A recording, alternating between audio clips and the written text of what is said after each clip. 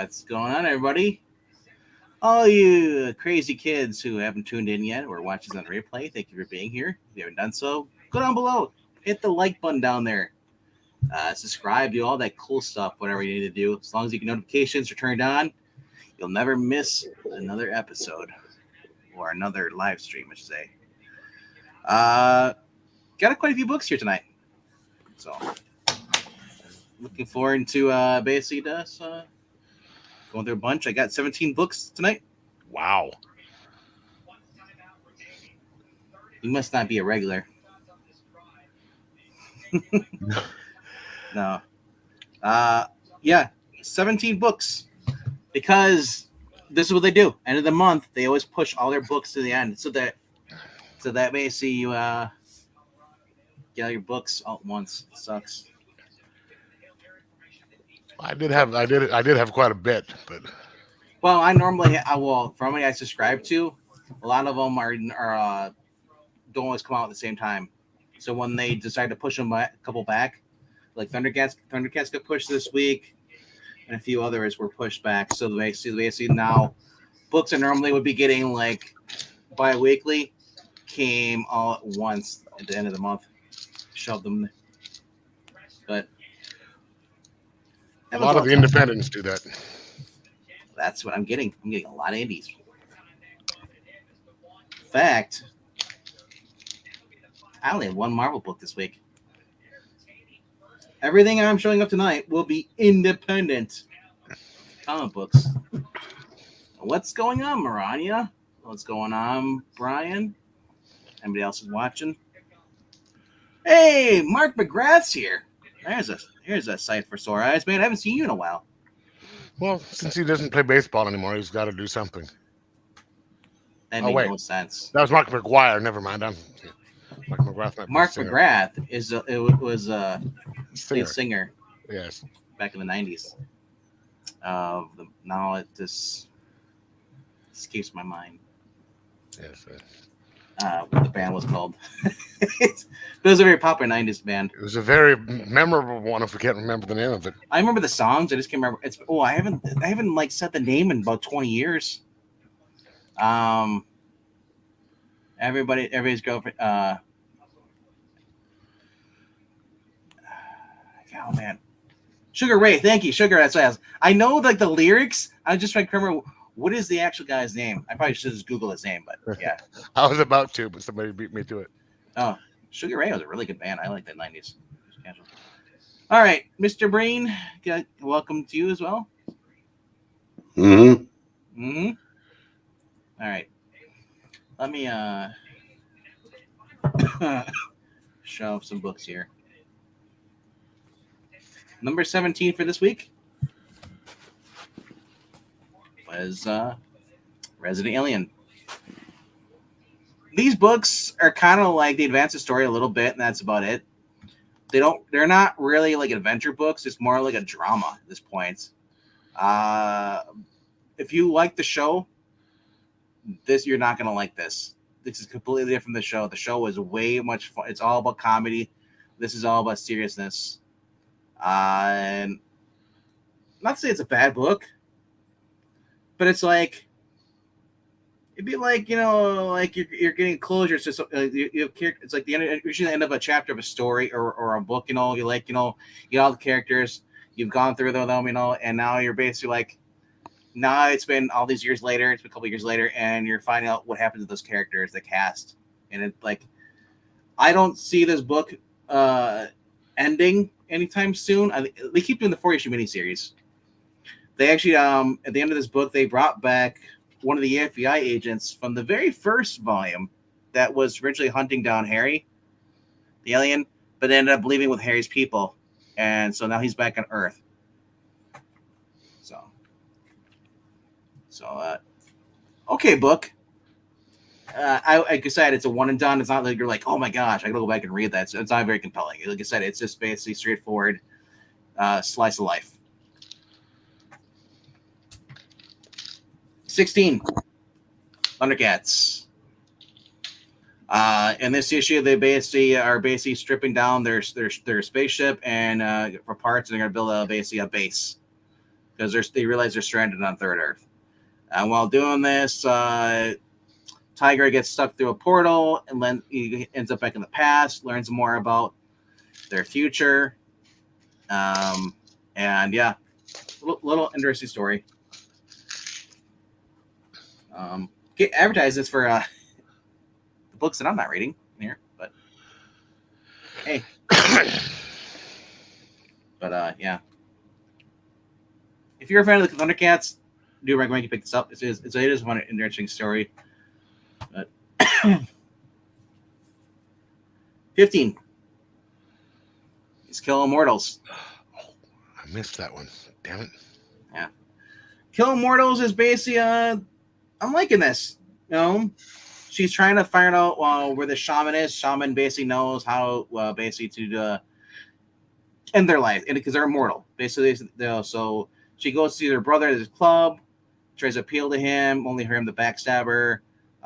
She ends up eventually does find out where the shaman is. It knows the location of their ship, and you find the alien spacecraft that's basically next to their old Viking ship. You know, and kind of ends with that. But like I said, art's pretty cool in this. I like it. If you're looking for an independent book to go through, basically this is it. Especially when you find about it's a twist on the Norwegian gods, kind of like this. The gods were actually mortal, and then they found the secret to immortality. And she wants nothing to do with it anymore. She pretty much just wants end her life, or basically live her own life. But her family will not let her be. They want to kill her journalist / lover, and she's basically just trying to find a way to basically kill them. So, a lot of action, a lot of gore. So cool. All right. Number 14. Cover your eyes, brain. It's a little bit of cleavage there. Ooh, a little bit. Yeah. These have actually, the Grim Fairy Tales have actually been pretty cool. We actually got a good dreamer here, a blind girl who actually she's the guardian of the dreamscape realm. Yes. Unlike the trans one that's at DC right now. This one protects dreams. She's tied. She doesn't know why, but it's from her point of view. She's tied in what's going on with Selah and Gretel, and they end up doing a team up together. Like I said, it's kind of like stopping this creature from taking over. So, get a lot of faces you may have seen, especially if you read Robin Hood. A lot of intersecting characters. Here's Selah when she gets possessed by the entity. So she gets a little new outfit there. So, kind of cool. I had fun with it. I'm going to give you a preview for the next issue.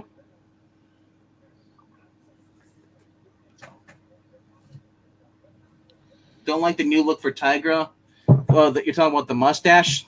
Yeah, I don't like the mustache either.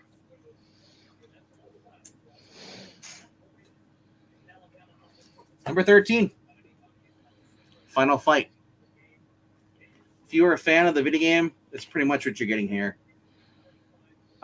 This is Matt Wagner, or actually not Matt Wagner, but Matthew Wilden doing the art. And it's one of those books where you open up and you realize it's like this the whole entire issue. You read it like this, like a calendar. So it's really cool. It's the first I've ever actually had a comic book like this. Opens up with this. I know it's been done before, some other properties, but I'm liking the storytelling so far. You know, this mayor used to be a famous wrestler and stuff. You know, his this group gang called Mad Gears move into his city where he's the mayor, and they kidnap his daughter. So it's got these guys like basically like from Street Fighter, you got Caillou and Ren working together with the mayor, and they're gonna try and save his daughter because one of them actually was dating the daughter at the time, or his ex-boyfriend girlfriend. So, like I said, a lot of cool art in here too. And it's actually faithful to the actual what's call it video game. Street Fighter. No, this is Final Fight.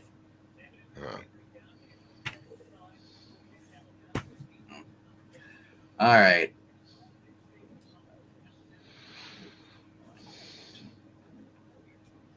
I guess this is 13. Did I just no? Yeah, this is 13. Defenders of the Earth. Not sure what what expect from this book, but I do like the fact that they're really amping up the guy's brother, taking or the Phantom's brother illegitimately taking up the mantle when he's not supposed to. So and everything's all coming forward too, as far as like you don't know what's going on with Flash Gordon and his part as his role with this, but his son pretty much does not trust him in this, because he thinks he basically Flash Gordon's been a dick to his son, and he's unhappy with it. And then we get this kind of weird thing. We get Snarf, the Flash Gordon one. So if you're Thundercats, that's the freaking red guy with the yellow hair. Now he's in purple with yellow hair in this book for some reason. Yeah, like I said, we get the confirmation between this guy. I'm just going to call him Luke Cage because that's pretty much what he is. He's super strong and he's able to destroy like jeeps and stuff. And yeah, he's like indestructible.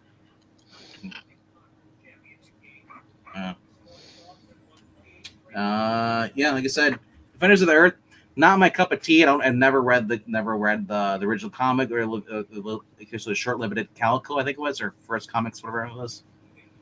But I never read that. Never watched I think it was Marvel. Was it Marvel? Oh yeah. Like I said, this is my introduction to this, other than seeing the action figures at Walmart. Well, the Phantom used to have a ongoing daily in newspapers. Yeah, it's actually they're still. I think it's still ongoing. Actually, someone's writing it.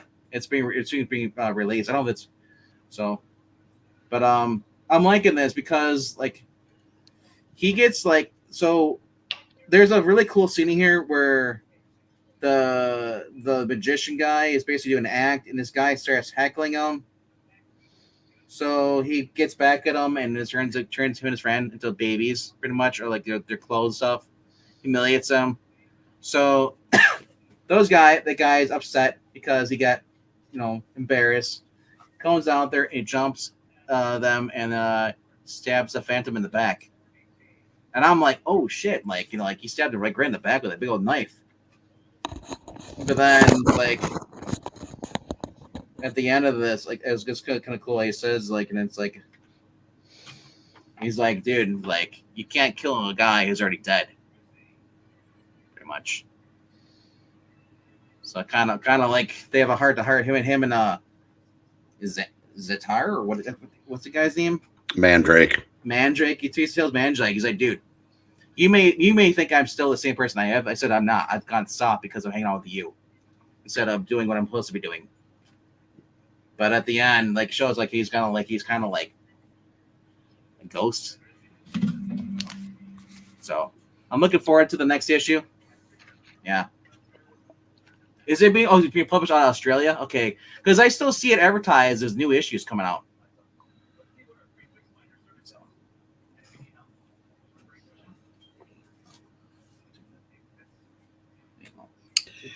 In fact, Mandrake's been around so long, Zatara was probably lifted from him. Probably.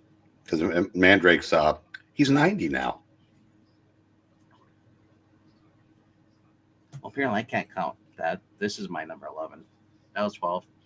I'm having problems here. Going backwards. So Biker Mice from Mars. See you, Art. Bye, Trinity. Yep. Okay, later, Trinity. See you on the replay. Yeah, so I thought this was ending, but apparently this is only ending for until now. It's coming back in 2025.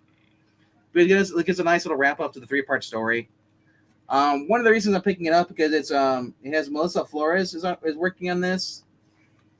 So and honestly, I've actually been liking this. I remember the cartoon, and like I said, it has like it's pretty much faithful to the actual cartoon series, adding a little bit more like a prologue series to it. We do get a glimpse of the female Earth mechanic towards the end of this book, so hinting that they're probably going to go to Earth soon. You see her there on her at the bottom.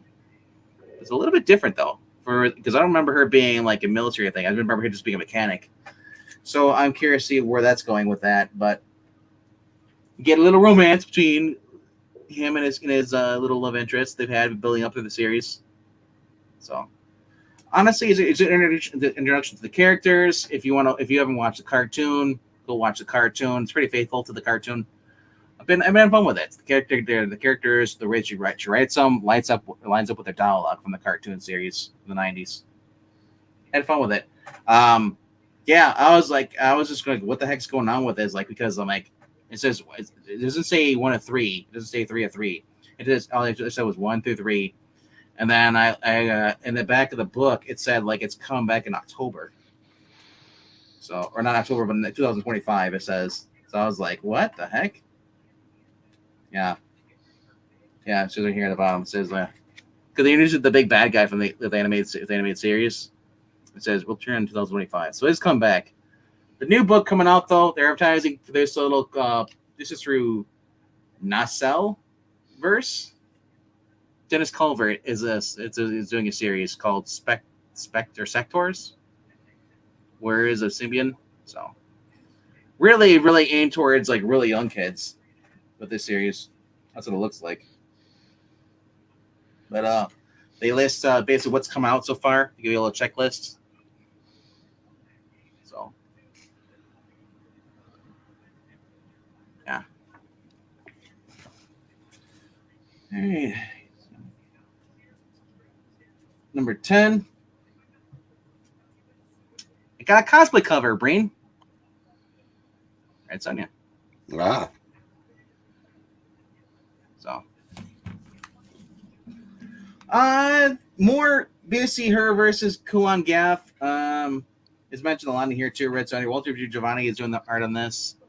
Red, and then also has been written by Torn Grunbeck. Very, very cool team, taking the character back to her roots. And basically, she has a spirit of death trapped inside her, and she needs to get rid of it. Basically, but Kulan Gath wants basically the soul of death. And throughout the series, pretty much whenever she meets somebody, she can see how they're gonna die. Excuse me. Yeah. Getting a lot of art here. A lot of risque art, a little bit too. Like I said, the art's been really good in here too. The story's been pretty cool. Red Sonja just basically traveling to the underworld. She's gonna go to over and basically try to deliver the soul. But she's also got people trying to stop her along the way. She's pirate. She comes with pirates, basically just for trying to like rob her, and making lewd comments at her. And then she just basically kills them. So, it's just typical Red Sonja. So, been liking this book. Ready? 6. Number 9 is Nightclub. Number 2. Like I said, I had a feeling where it was going to go, and hopefully it gets better. Because I kind of went where I knew it was going to go, where I'm betrayed by my friends. So either I'm going to work for the bad guy, or I'm going to turn them, or in this case, he turned one of them because he was an idiot, and she turned the rest of the group. They're basically just using the whole entire time, which you could saw miles away. It's kind of cliche, but I get faith in Mark. Mark will probably turn it around, make it better. So, but yeah, he pretty much gets shanked by the girl he was shanking earlier in the book. So,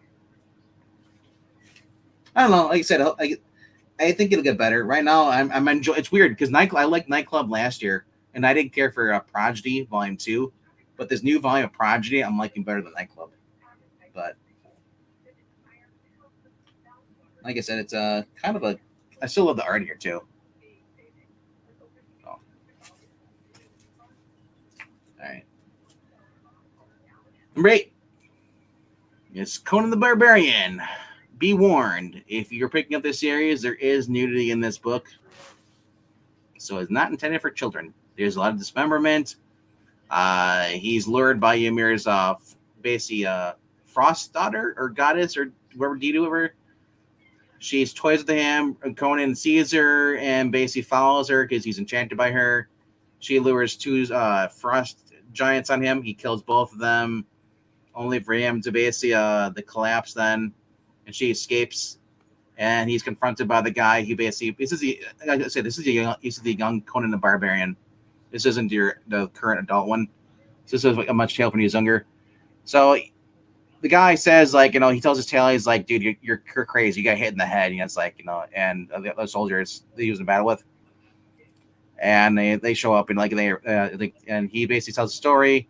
The other older one says, no, it's true. When I was a boy, did she have her skin was a pale blue ice bowl, but she had like fiery orange red hair and stuff. He's like, yeah. He's like, and then but Conan's like, yeah, it's probably not true. But then he holds out his hand. He's got a part of her parchment, her skirt, whatever her cloth dress she was wearing, still in his hand.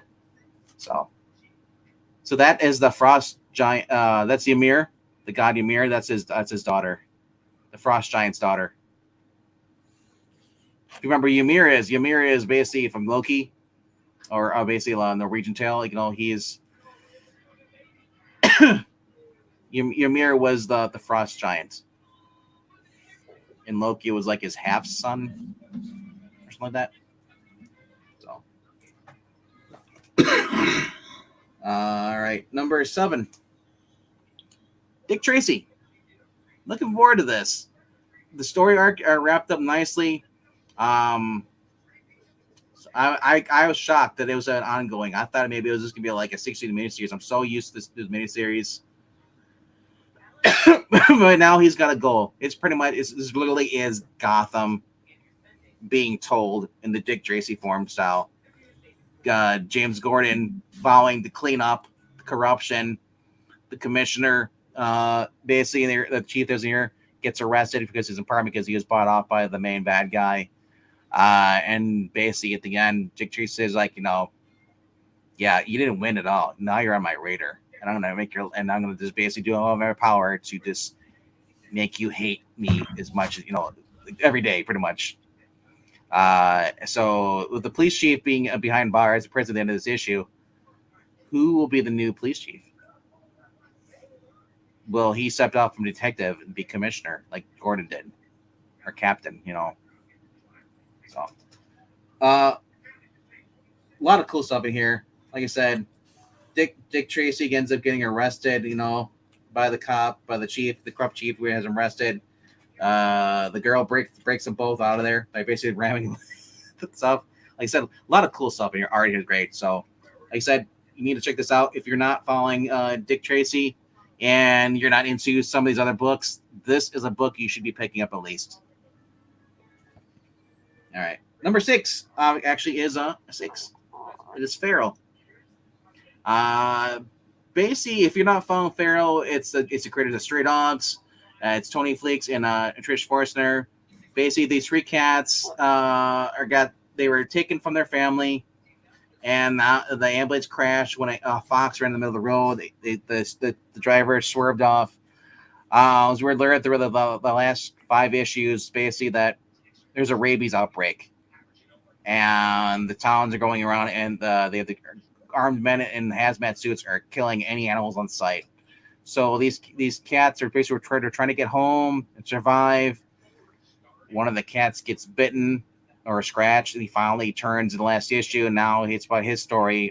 Patches, basically trying to, like, his point of view, because he's confused, he's angry, and he's just trying to find the rest of his family, get back to them. Meanwhile, I said, like, it's just messed up. There's a cat versus dog battle here too, and the dog loses. Poor Bub. But a lot of, like I said, it's like Aristocats.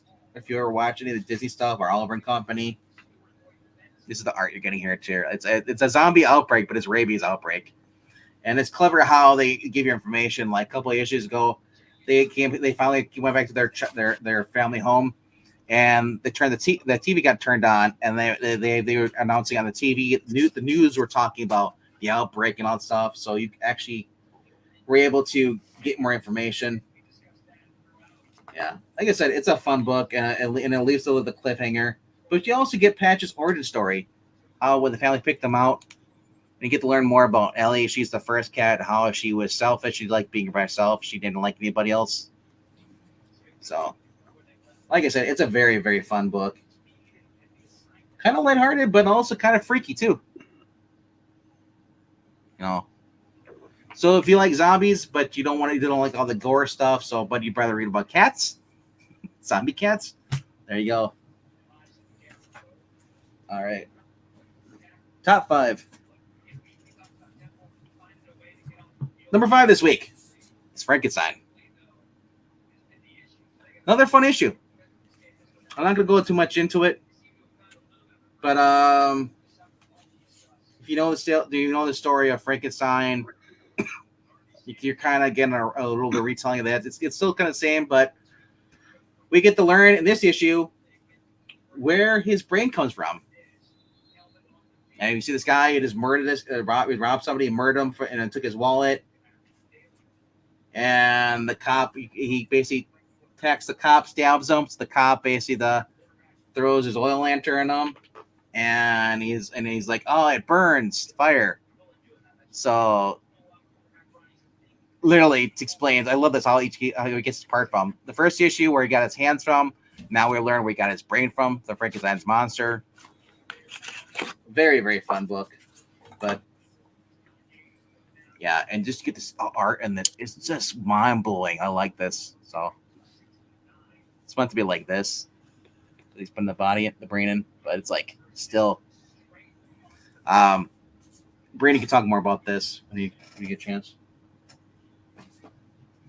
Number 4 is Self-Help.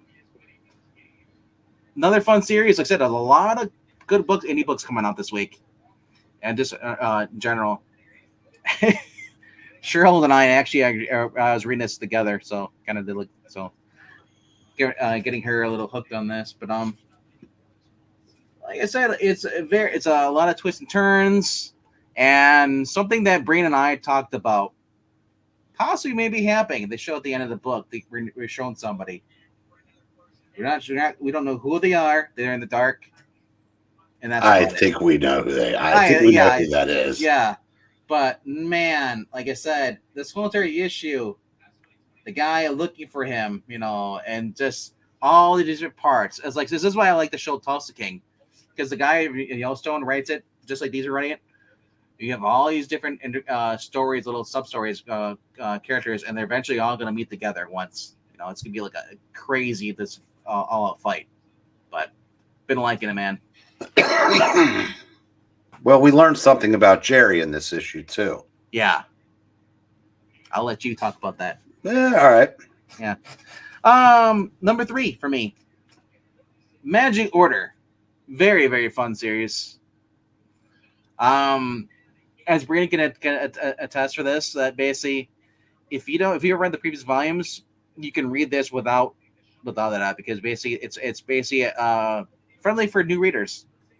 But I do recommend that if you haven't read the previous volumes, go check out the first 4 volumes, I'd say, because this is the final volume. This is the final story chapter for this character. Someone's going around, and whenever this lady get birth, or not birth, but basically somebody stole her kid. So then she's distraught, and that tells the story. And then she finally, after a couple years later, she gets it on with another guy, and then same thing happens. A guy comes in and steals her kid again with this new guy. So people are like, okay, there's no explanation why her child went missing. So people think that she's guilty or whatever, but because both her kids are missing from two different marriages. And of course, so they bring in Cordelia. Cordelia later, she's currently head of the Magic Order, coming to do a spell to figure out where this person is taking her children, and it leads like this little trailer above a well. It's an old well. Meanwhile, some guy just got out of rehab, and he's basically like he's being recruited by this guy, but he says, "No, I'm no longer a killer anymore." He's like, even though I have these demons, means like, that I can control. But yeah, I won't go any further into this because there is a plot twist interesting to the actual story. She should check it out for. But like I said, I got 2 Mark Millar books this week. And if this keeps us up, I might have Magic Order and Nightclub out in the same week. So, very fun series. Number 2. There's I was gonna say the Amazing Spider-Man, Ultimate Spider-Man. I was looking up earlier about the poll list in League of Comedy. Some people polled the Amazing Spider-Man. It wasn't. I don't think it even broke 100. Where this is over 500 people have polled this on League of Comic Geeks. Tells you what people like and what people don't care a shit about. Well, you heard what Tom Brevoort said this week. What did he say? That the Amazing sells? Great? No, he said, if I paraphrase Taylor Swift, he said, Peter and Mary Jane are never, ever, ever, ever, ever getting remarried. That's okay. I'll just go outside of the comic books. I don't even have to read the new crap. I end it where it ends, I end it before Civil War. Right at the clone, you can write it. You can end it right after the first Clone Saga if you want to. Well, Marvel's going back to those glorious sales days of all new, all different. Yeah, so basically from 2012 and up. No, right? Well, more like 2015. Yeah. So they're just it's over. Marvel's done. Put a fork in them. They're done. So not only this is the cover, but this is also the interior page here. A little poster. So, yeah, we get to learn more about Jonah. What's going on with Jonah and Ben at the bar, approached by Mary Jane. Mary Jane, pretty much like what you guys bumming around about? You guys, the paper, because apparently it's an online thing they're doing, says you guys are extremely popular now. So whatever your stories you want to do, now you can afford to do them because you actually have people paying for it, So quit moping around. Harry and Peter go to see Doc Ock or this time, and he reveals he's got a new suit for Peter. And Peter talks it over with his AI and his suit, the current suit he has. It's like a synthetic symbiote thing. And they look at the new suit. It's the Spider-Man armor. Yeah. Spider armor Mark 1. Yeah, and Peter says, no, I'm good. So what does Peter end up with? He ends up with spandex. Wow. So now he has a normal costume, which he's gonna have to learn how to sew. And yeah, he comes across the Black Cat in this. I think his name is he called Black Cat, or is he called the Fox? I can't remember what he's called here. Oh, he announces himself as the Black Cat. Does he? Okay. Mm-hmm. Okay, I'm reading right now. I don't see him in.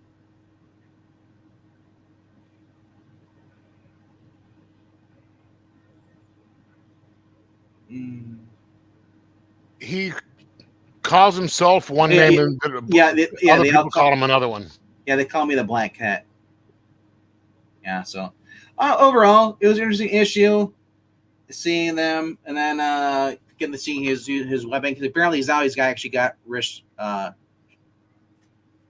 He's got his normal suit, and I'm assuming he has cartridges. He actually has wrist shooters now that they're designed by Otto, not by him. Which kind of I still don't like that. I like the thing about Peter was he was ingenious, so he could actually build his own stuff, his tech and stuff. He didn't need anybody else. So I wonder if this Peter Parker is not as smart as the 616, or he just got powers in his late 30s and hadn't had to think about it until now. Or maybe he doesn't tinker. He hasn't. Maybe he's not. Maybe he's not. Yeah, maybe he doesn't tinker anymore. Like the other one had a reason to do stuff, keep do learning stuff. So maybe this one just never had a reason to. He just took photos. for the Yeah, I yeah. don't know. That's a good point, Yeah. though. Yeah. So anyway, Harry's costume was short circuited, and well, the black cat gets knocked off the roof, and Peter kind of scolds him. What the heck? The other cool thing about this whole entire thing, the romance, I'd say, between these two, is they're talking about as far as I think it's Thanksgiving dinner or Christmas dinner, something like that. And he's like, so apparently he's like, my parents are gone because he had said something about his basically I have this place where we're going to if you and MJ want to come with the kids. And Peter's like, well, we kind of have like a thing here with a bunch of people coming over. Why don't you come by us? And this becomes like a running joke between them, kind of like a conversation they're having in between the battles. So I do like the fact that they are they actually are just having an actual good friendship with this. And after all this, after Peter Pan kind of scolds them, they kind of like shrug it off. It's like Peter's like, well, just so you know, you're still invited to Christmas. And Harry's like, sorry, I got plans. Because the joke is like once Gwen makes up her mind, he no longer has plans. He has her plans. So I think it's a very fun issue. Obviously, the number one book of the week that you should be picking up is The Long Halloween, The Last Halloween, issue 1 of 10.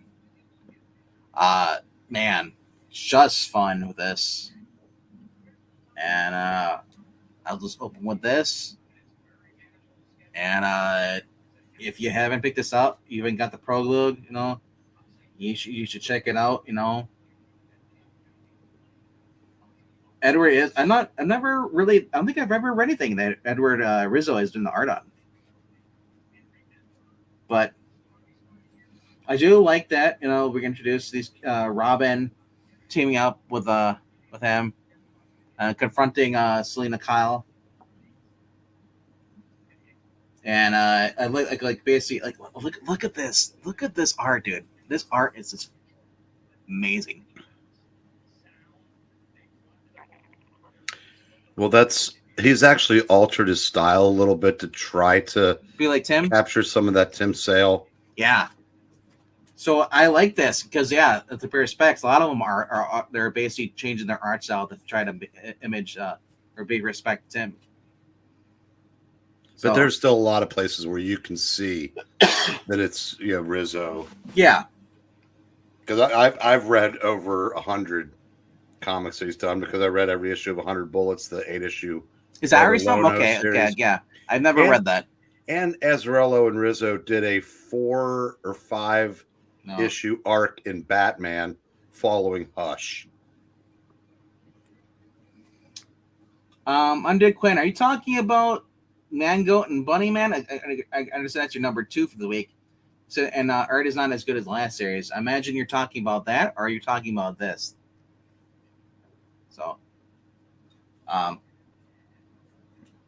I don't want to spoil for anybody who hasn't read it though. But I'll just say this: Batman goes after Grundy in the sewers, want to know where Dent is, and he just goes badass with this.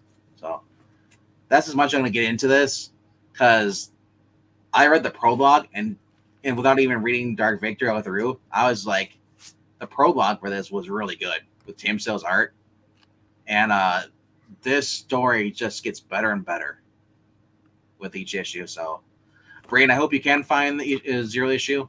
That's not going to happen, unfortunately. I'll ask my shop if he still has one around. I could probably get one for you if he still has it. I know he had one on Wednesday, but yeah. Like I said, very good series. So, all right, gentlemen, who wants to go next? Go ahead, Joe. I didn't give anything away. I said I can get another book, Brian. Yeah. Are we sure that was Batman that did that to Grundy? It looked, from what I recall, it was. Because there's no indication. There's no bat shadows anywhere. Just him getting choked out with a chain. Either way, we'll find out.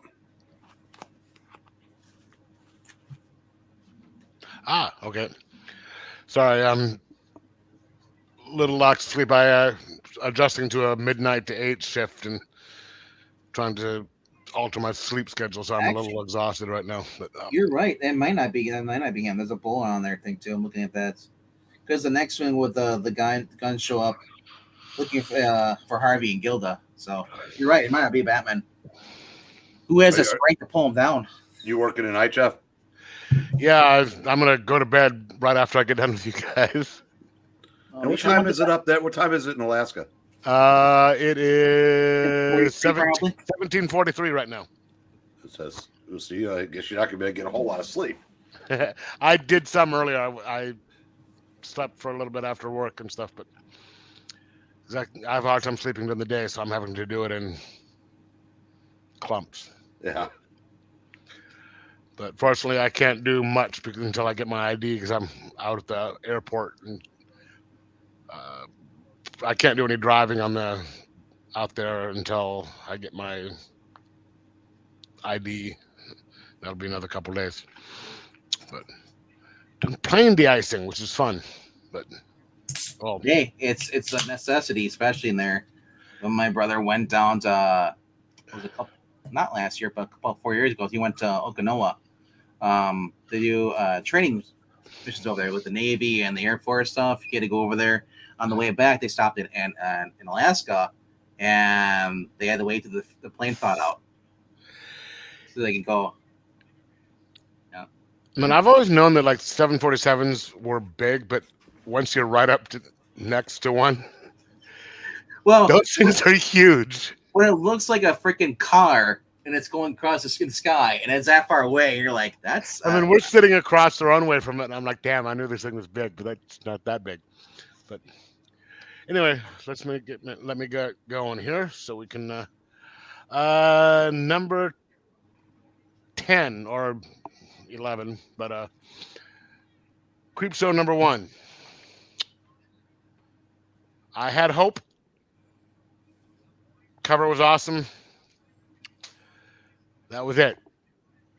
The cover was good. The rest of it was not. Brain, did you drop Creep Show? Oh, yeah, 2 issues into the last time they tried this. Yeah, I was gonna say, I didn't try this new one. I should have, and it's also about Zdarsky, so that should have told me right there. But oh yeah, right away. Then I had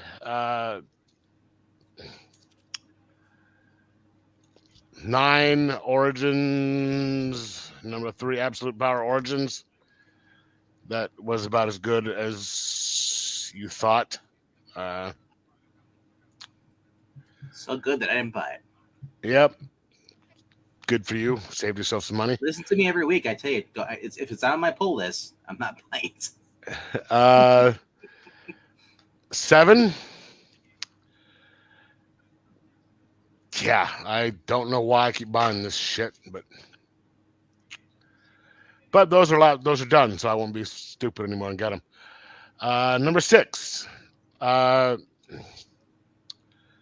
Moon Knight. What is this? The Phases of the Moon Knight. Yeah. I call it the Jen McKay issue because he's only in it for 1 issue. Yeah, and this is just they're trying to set up some new lore for it, I think, and it just looks dumb. It was dumb.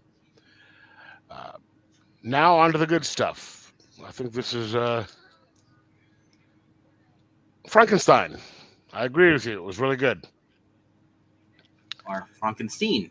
Frankenstein. Dick Tracy. I really enjoyed it. You're right. They're trying to go for a kind of a Gotham, and it's a little bit more. Every time I open that book up, and I'm like, this is Ben McKenzie, this is James Gordon every single time. Yeah.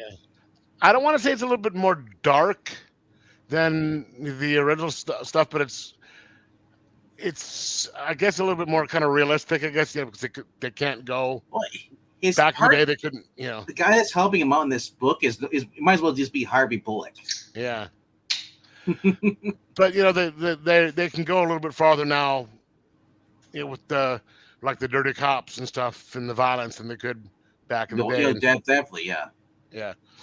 And so it's pretty good. And so number 4, and this is the last one that I've had a chance to read due to my trying to get sleep and all that stuff. What is this? Number 9. Yep. Really good. That the other costume sort of was, I'm thinking, their prelude to Venom, I'm guessing. Here's my prediction on that series. Everybody's getting like, oh, they're gonna do Venom. I think no, it's just a red herring.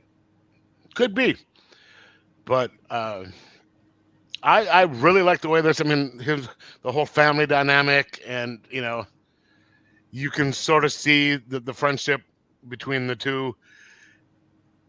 They're laying the seeds for it disintegrating. Well, yeah, especially with Harry. Harry said, like, these people killed my parents. Yeah, with his attitude towards what happened with the fox and Yep. Everything, you can sort of see their philosophies diverging a little bit, and it's not going to happen right away, but you can see, he's just doing a great job in laying this out. But I have 3 more and then a big one.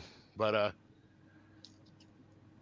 Nightclub 2, number 2. I haven't read this one, but that's going to be my number 3, just because I enjoyed the last one,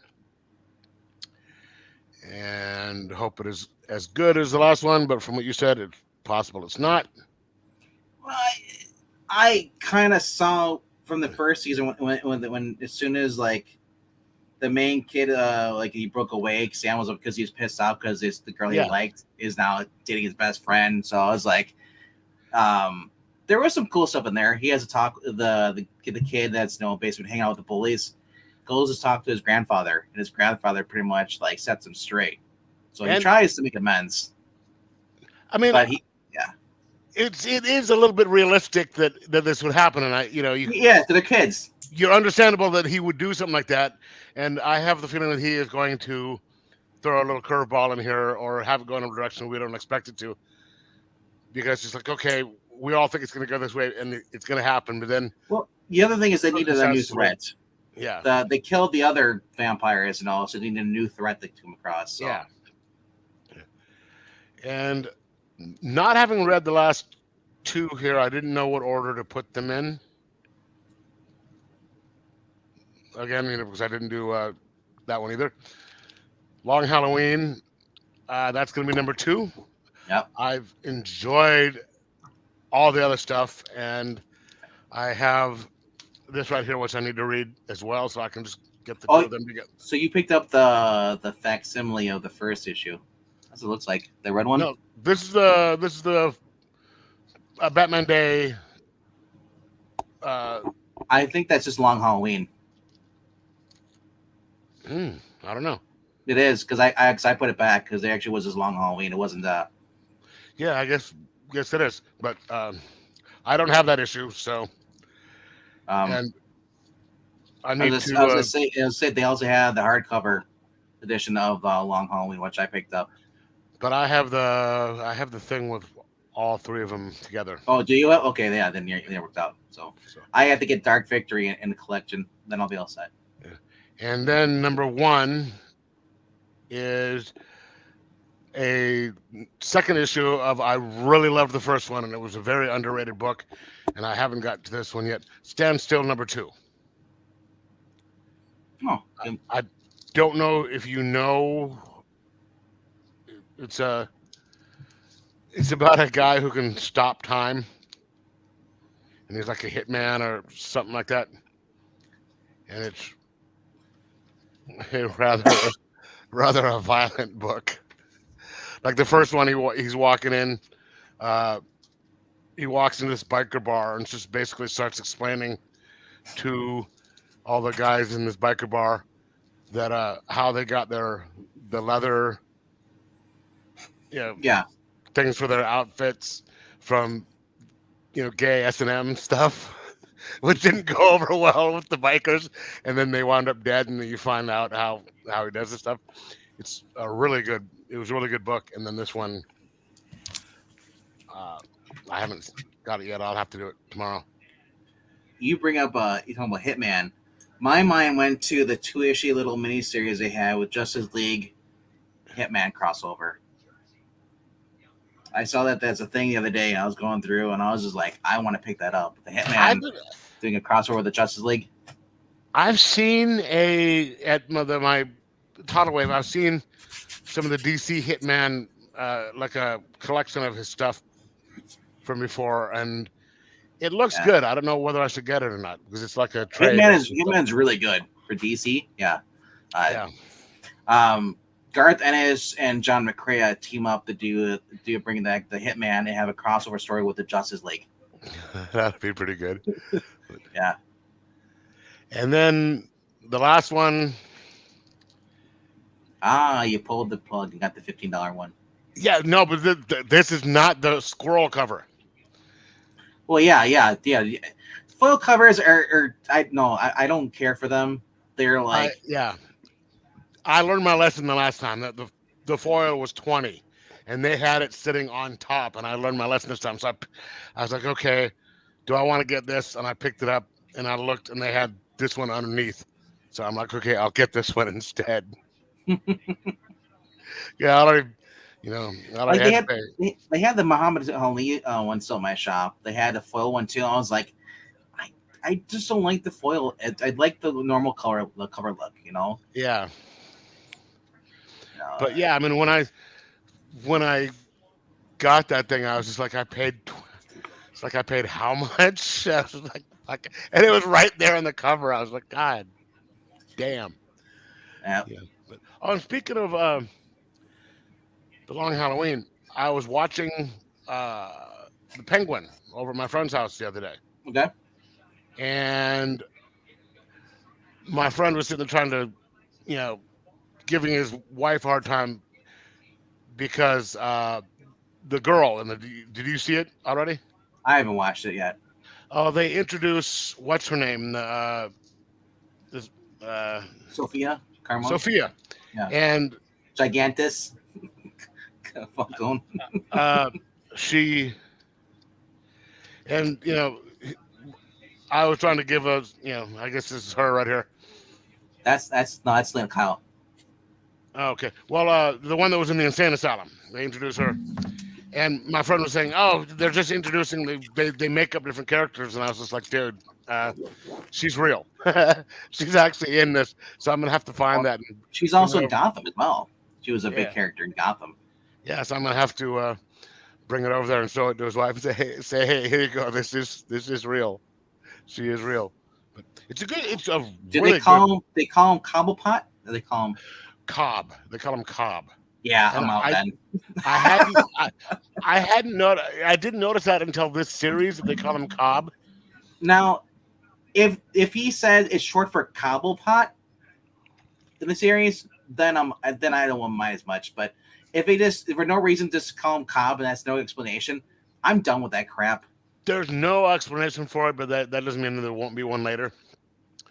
Yeah, probably not. They did kind of alter his origins a little bit because he's like this middle class, lower middle class upbringing, as opposed to what he's supposed to have been. Because he was his family, if I know, they were always wealthy. Yeah, but then they lost his wealth, and that's what he's doing, trying to get it back. Yeah. Yeah, but this one, it just seems he's just this guy who's lower middle class who's trying to make it big. Mm-hmm. But it's still a really good series, and I like his interpretation. Well, hopefully it turns out. But I said, when they start changing stuff for no reason, I kind of get irritated to me, and I'm like, I don't want to watch a Penguin show because I have no reason to watch Penguin without Batman. It's like watching Morbius. Yeah, I need Spider-Man in there because Morbius is not that interesting by himself. But this is more of it's a crime. It's kind of like the what's the fade to black in the middle of the sentence. Noir? At the final episode, Sopranos. It's kind of like a Sopranos thing. Oh, okay. You know, the inner work, trying to move up in the mobster world, and it does affect what's going to happen. You know, fills in the gap between what happens between the first one and what's going to happen in the second one. All right. So, Brain, are you all set? Might as well. Yeah, guess so. And then did Quinn. I have no idea what's going on at AWA. Maybe they're going under. There's no new books. Yeah, I just tried to look up and there's no information either way. I have to look at Link Comic Geeks to see what the last book was, if they even list. But So, first I went to another shop today because I couldn't get this where I used to work, and got the Ramita nice. issue. That's cool. It was worth it for the cover alone. I love it. His profile picture on there, little circle. Yeah. All right. It looks like Arliss. Number 10, the Horizon Experiment Manchurian. Oh, you got it. The art looked horrendous in there. Well, it's the dots are kind of mailing it in at this point. I'm guessing they put the effort commiserate to how much they're getting paid. Sure, and it doesn't look like they're getting paid much anymore. I saw they had better art in the Zeb Wells Spider-Man run. Yeah, that's why I was like, when I saw that, I said, "That's horrible." Like, why? This is pretty much standard spy cloak and dagger stuff, you know. So it's not even like interesting, really. It's just kind of like it was just kind of there. I mean, it was just if it gets picked up, because these are basically like reviving Image's pilot season. Yeah, I think Top Cow used to do that. I don't think that I would come back for it, but I mean, it wasn't bad. There was another spy book that came out like a couple years ago through Image. I think it was there was that Red Agent or what it was. There was that one. And then there's a Howard Chaykin one. Yeah, the one with the ex-spy in Moscow, that was Red something, and that was really good. Yeah, but then there was another one I thought Howard Chaykin did too that was pretty good. But number 9, Defenders of the Earth. We talked about that. Kind of like the two Phantoms that are eventually going to come head to head, I would imagine. Yeah, the daughter's brainwashed pretty much at this point. Yeah. So but like I said, I still don't remember the guy's name. I'm just gonna call him Luke Cage from now on. Because it literally is. Lothar. Okay, well, it's close enough, Al. This has nothing to do with it not being really good, because it was, but I just have no frame of reference.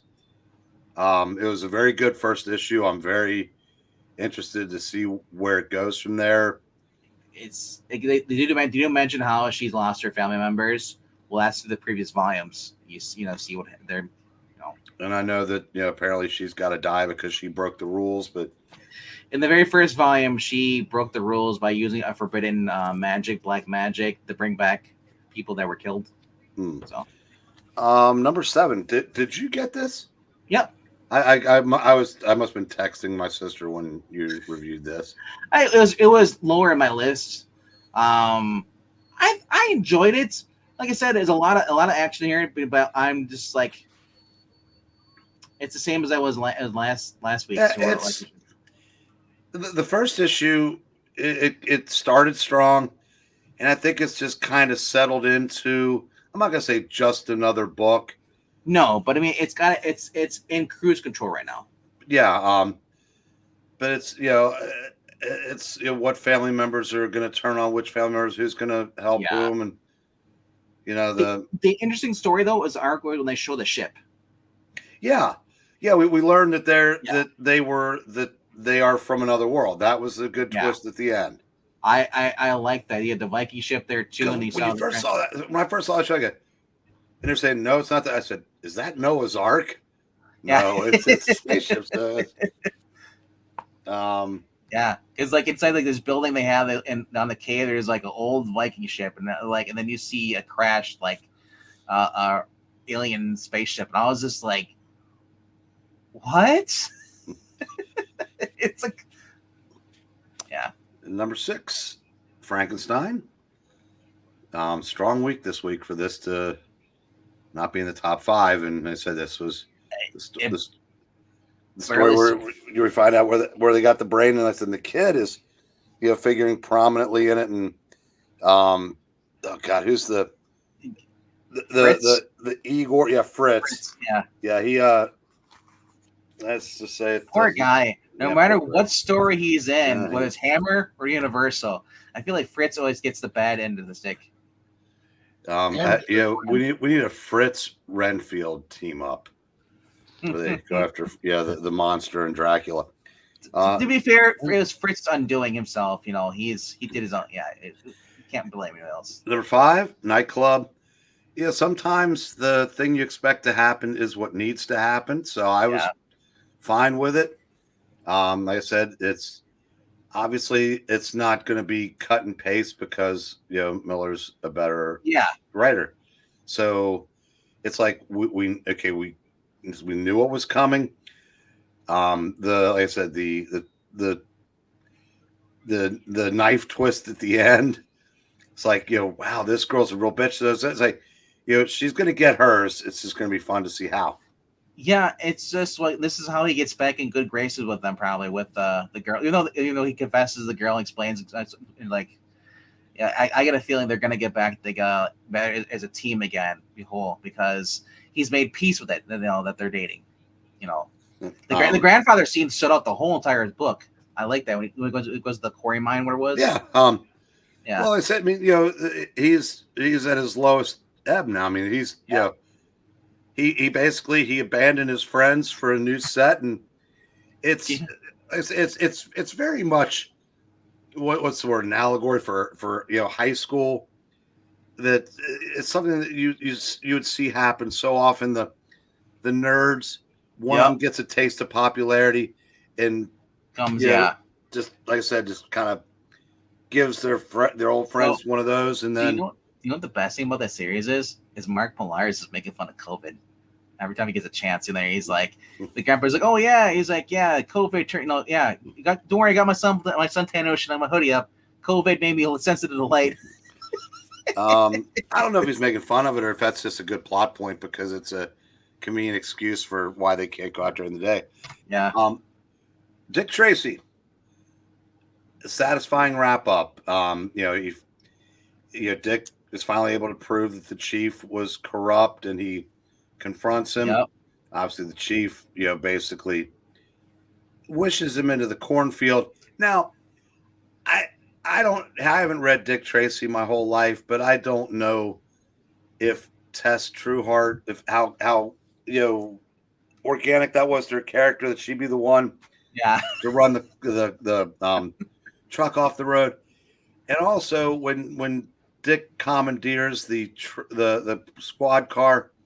Yeah, I know there were some, but I got to imagine that female police officers were few and far between in this era. Yeah. So it was almost like adding a couple of modern sensibilities. So it didn't really detract from the story. It's just kind of like, I guess. But the rules the new rules I'm always talking about. Yeah. This might have been an example of that. Now, like I said, they end up. He goes and confronts the chief, who confesses to everything and says, blah blah blah blah blah. I didn't really have a choice. Yeah. And so he wins, and he saves the day, and we'll see where they go from there because the guy, there was a big boy they weren't able to bring in, so he lives. He's the Carmine Falcone. As I said, this is very much Gotham. I love it. Well, and again, though, I want to point out, it's like this, Gotham was taken from Dick Tracy. Yeah, most likely, yes. Yeah. Because like I said, Bob Kane didn't have an original idea in his life. There's only one thing that's pretty much that stood out for me in there that just couldn't sit with us. The female cop, her car didn't have a single ding on it. Moran just sharpening his cleaver. No, Zach's like stuffing envelopes tonight. Yeah, he's gonna end up like Costanza's fiance. The thank you notes. Is he getting married or something? No. His job. He has because I guess it does insurance, so he's sending out thank you letters or whatever things. Number 3, self-help.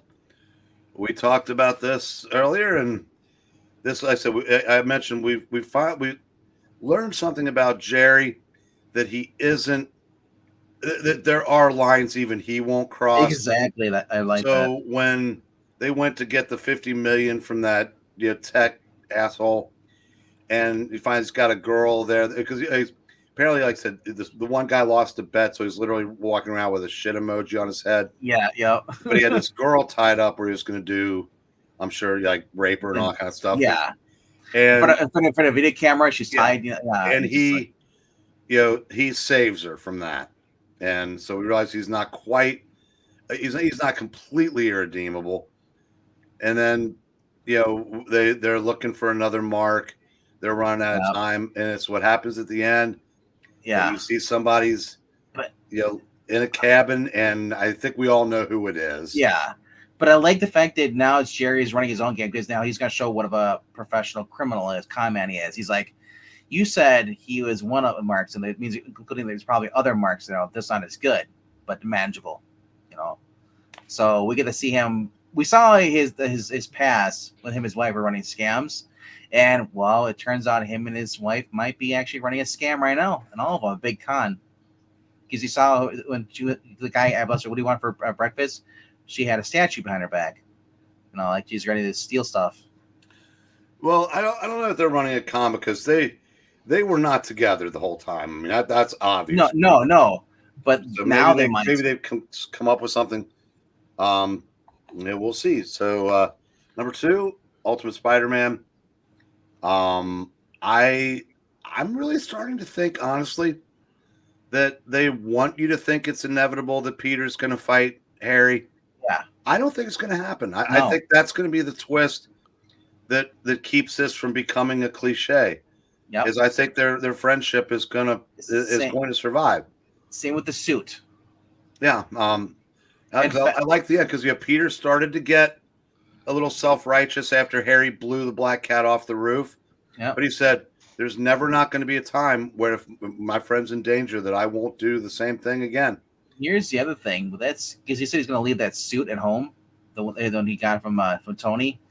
Can you imagine if MJ puts on the suit for whatever reason? Well, let's hope not, because I said that's the other thing. I said, you got Jackpot running around. Lois Lane's going to be Superwoman. Linda Park has superpowers. Enough. To be fair, she's been Superwoman before for a day. I'll start. Or what was it? I said that was a what if. Just these when they stop being hoaxes and imaginary stories. Remember, Lana Lang was Superwoman for a while too. Remember? They did that in Rebirth, and they just made a thing out of it. Which was dumb. Was it Rebirth? I thought it was Pre-52. No, it was Rebirth. Oh man, it was a Superwoman series. It came out the same time as the Chinese Superman, and they had all. It just. I said, I just let this one stay normal. That's all I ask. Yeah, I'm just saying. The last time I saw her put on this suit was when that was an Elseworld story they did before this, Renew Your Vows, because there was a character named Regent. He had a suit we could basically siphon people's powers. So MJ decided, to help out Peter, she basically created her suit so her, Anna, and Peter could fight crime together as a family. That was their thing. It's been done before, so it's like we don't. I think Hickman's got other plans though. Number 1, Long Halloween, Last Halloween. Again, this is like getting. It's like finding out your favorite thing on a menu that was gone. They put back on. It's like you goofballs in your McRib. Yeah.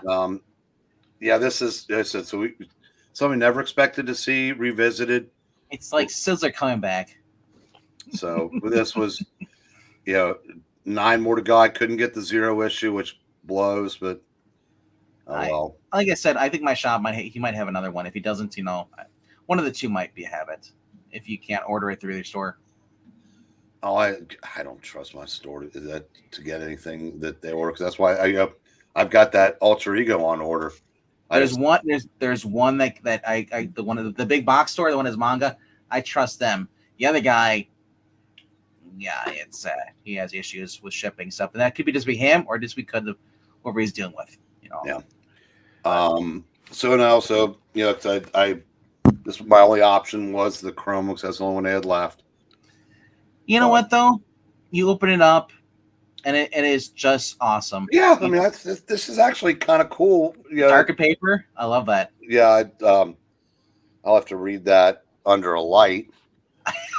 I was just like, but it's big enough to where I may not have to. So that was those were. But I love it. It's got that darkened like newspaper. It's not the green paper. It's just normal newspaper. But but it looks like it was in someone's attic for a while. Yeah. I love it. So yeah, it's I do have some back issues, more to show from the show I went to. Wow, just a couple. Undid Quinn, did you only have 2 issues? I think you just showed off that one was you were talking about was Goatman and Bunny. All right. I don't think you did anything else. Okay.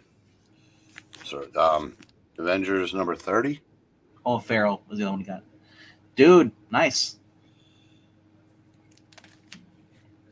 Yeah. And number 32. Jeez.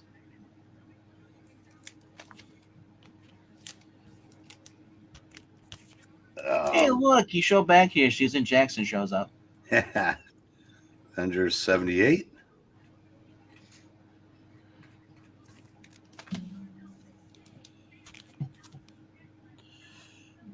God. Ugh. Another Kamala Harris commercial on a sport I'm trying to watch. Avengers 101. Yeah, I was already pissed enough that I can't skip ads on YouTube anymore with my ad blocker because they won't let me access the website. But now I gotta watch Kamala ads. It's like Avengers 121. But I have noticed they have been showing Trump ads too, so more. So maybe YouTube's like, whoever pays me a lot more money. And 272. Heels up. Captain America 308.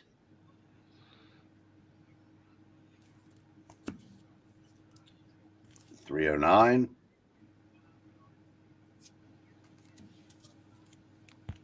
Doctor Strange 25.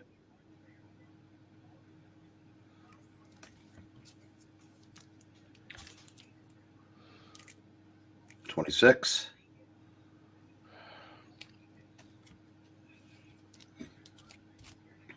Yeah, Jackson, I think that's plural though. Iron Man 138. The Dreadnought. 157. Oh, it's ripping the floor up. I'm like, what is that? It's weird. Marvel Team Up number 18.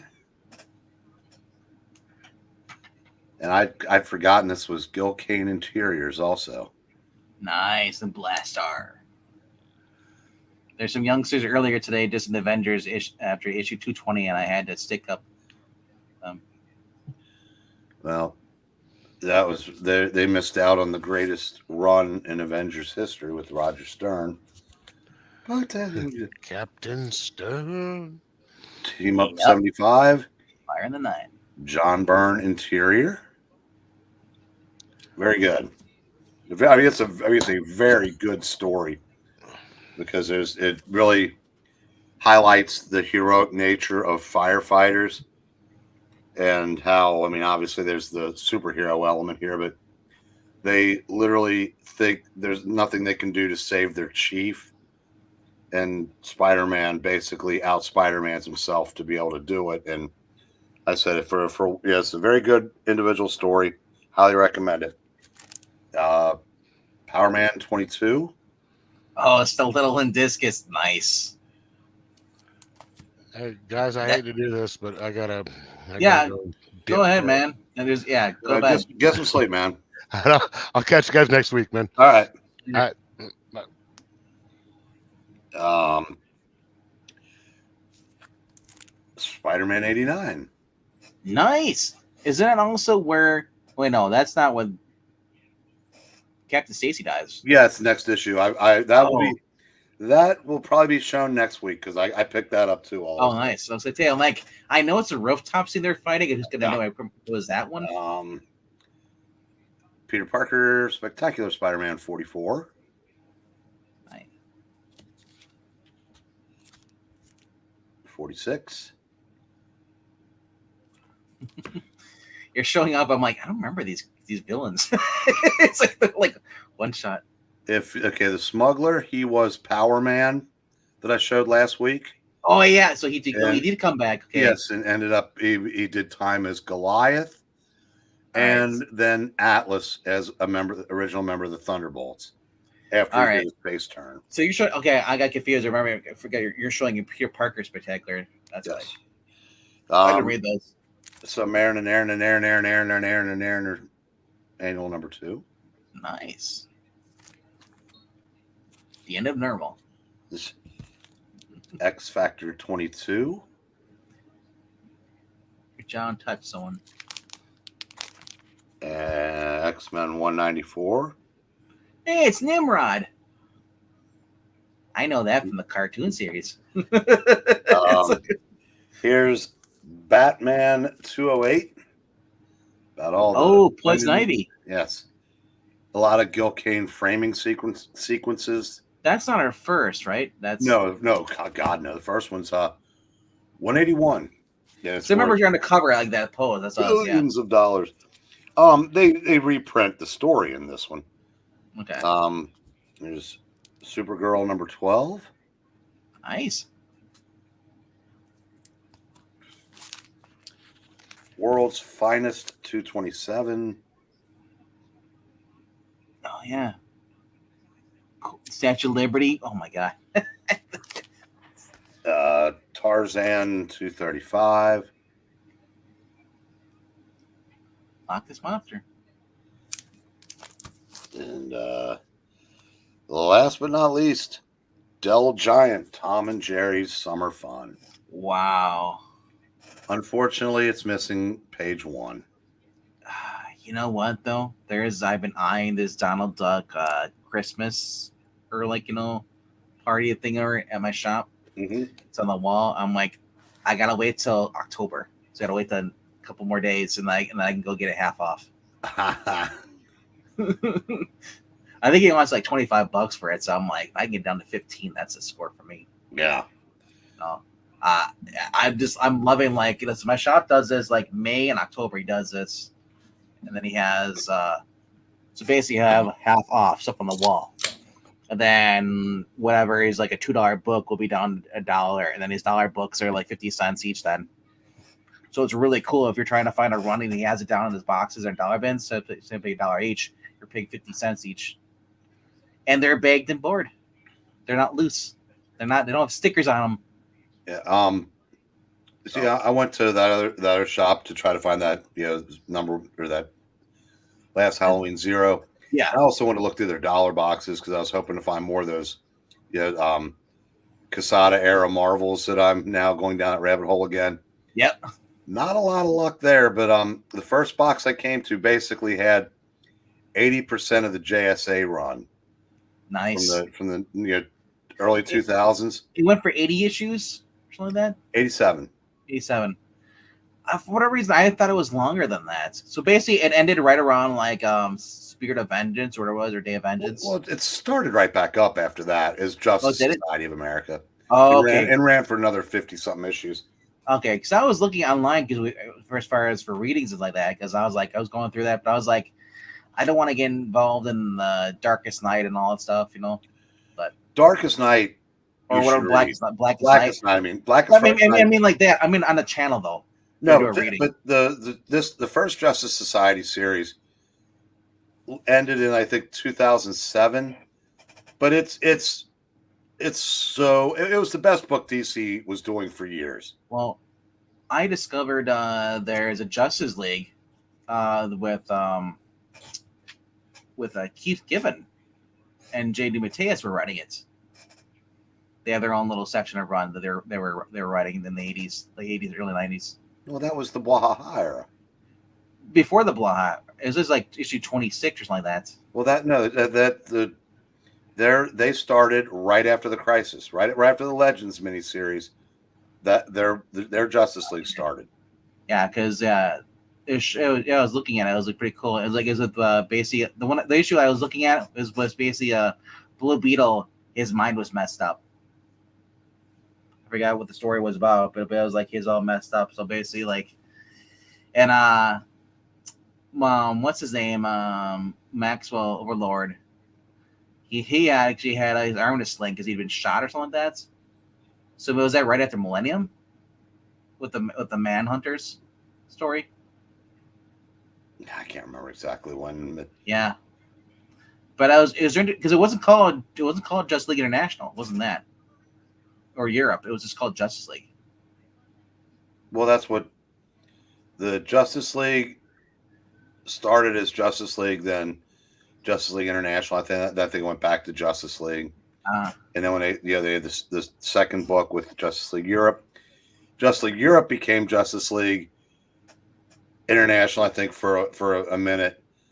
But yeah, it's I think the biggest mistake DC made in that era of the early 2000s, when their books were really good, but when whoever made the decision to turn Max Lord into a legitimate murderer, because what set the stage for their giant Infinite Crisis was Maxwell Lord. He was doing shit behind the scenes to undermine everything. Nobody caught on except for Ted Kord. Batman, he tried to convince Batman. Batman blew him off. He went to confront Kord, or to Max Lord, and Maxwell Lord shot him in the head. And after all this blah-ha-has, it's 20 years ago now, so it's all comic book history. So this issue I was reading the other day, it was like they were trying to like deprogram him, Blue Beetle, because he'd been programmed to kill people, whatever. And it was Batman and Amanda Waller in the same room, and I'm thinking like that'd be a fun reading.